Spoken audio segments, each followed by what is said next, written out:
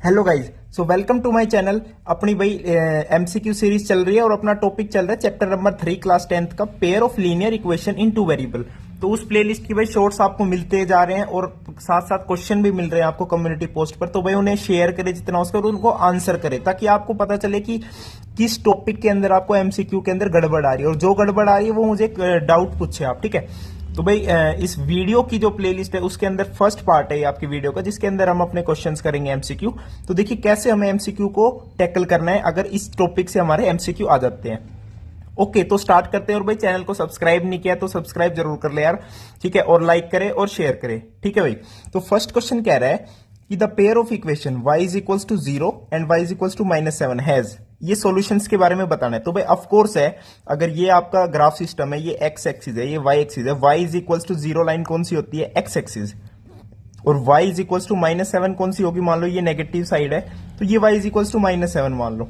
तो ये लाइंस क्या है, ये आपस में क्या है, पैरेलल लाइंस है। पैरेलल लाइंस का कभी कोई सॉल्यूशन नहीं होता, तो नो सॉल्यूशन।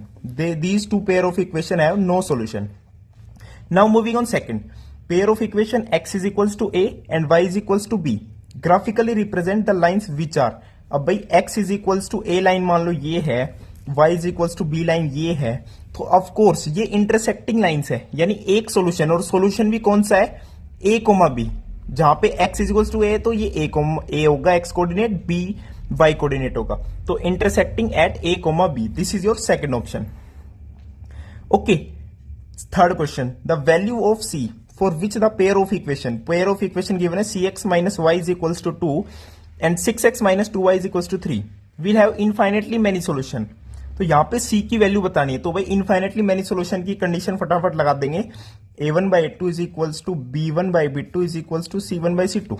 देखिए ये सब मैं बता चुका हूं आपको, सारे फॉर्मूला, सारे कंसेप्ट। तो इस वीडियो के डिस्क्रिप्शन पे भाई सारी लिंक्स मिल जाएगी, हर एक चैप्टर वाइज की सारी की प्लेलिस्ट की लिंक मिल जाएगी आपको, वीडियोस की लिंक मिल जाएगी। वहां पे जाके अगर किसी भी टॉपिक में दिक्कत हो उसको देख लो, और फिर एमसीक्यू करने में अलग मजा आता है अगर आपके कंसेप्ट क्लियर है। अब इनफाइनाइट आती हमें पता चल गया ये कंडीशन है, ये कंडीशन है, तो फटाफट यही पुट करेंगे सी की वैल्यू फाइंड आउट करने में। a1 by a2 क्या है, c by 6 is equals to b1 by b2 क्या है, -1 और -2। वैसे तो इससे ही काम चल गया, लेकिन c1 by c2 भी लिख सकते हो, 2 by 3। c1 by c2 कितना आ गया, 2 by 3। अब ध्यान से देखना c की वैल्यू क्या लें कि इसके इनफाइनेटली मैनी सॉल्यूशन हो। भाई इनफाइनेटली मैनी सॉल्यूशन के लिए तो c1 by c2 भी बराबर होना था, लेकिन यहां पे 2 गिवन है और यहां पे 3 गिवन है।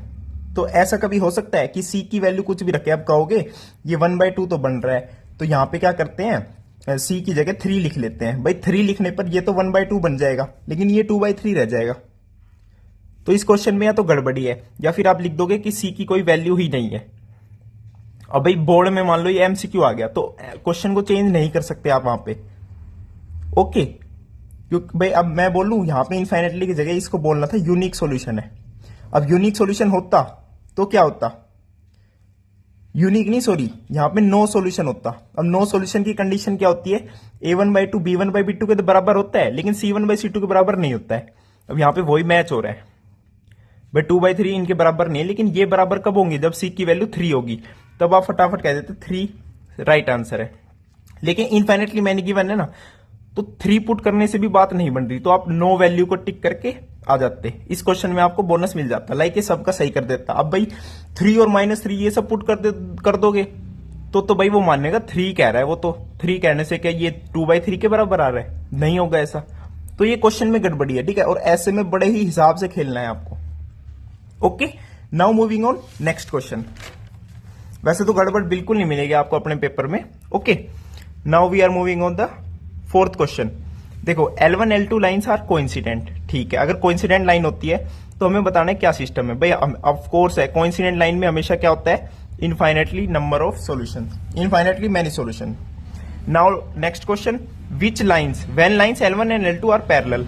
अब पैरेलल लाइंस के अभी बताया कोई सॉल्यूशन नहीं होता पैरेलल लाइंस का, तो there is no solution. Third option आपका क्या हो जाएगा, करेक्ट हो जाएगा। देखिए आपको पता होना चाहिए, कोइंसिडेंट लाइन है तो infinitely many solution, intersecting line है तो यूनिक सॉल्यूशन, और पैरेलल लाइन है तो आपका नो सॉल्यूशन। ओके, यही 3 कंडीशन पूरे चैप्टर के अंदर घूम रही है। तो ये थे इस वीडियो के एमसीक्यूज। नेक्स्ट वीडियो में अगले एमसीक्यू के साथ मिलेंगे। थैंक यू, नमस्कार।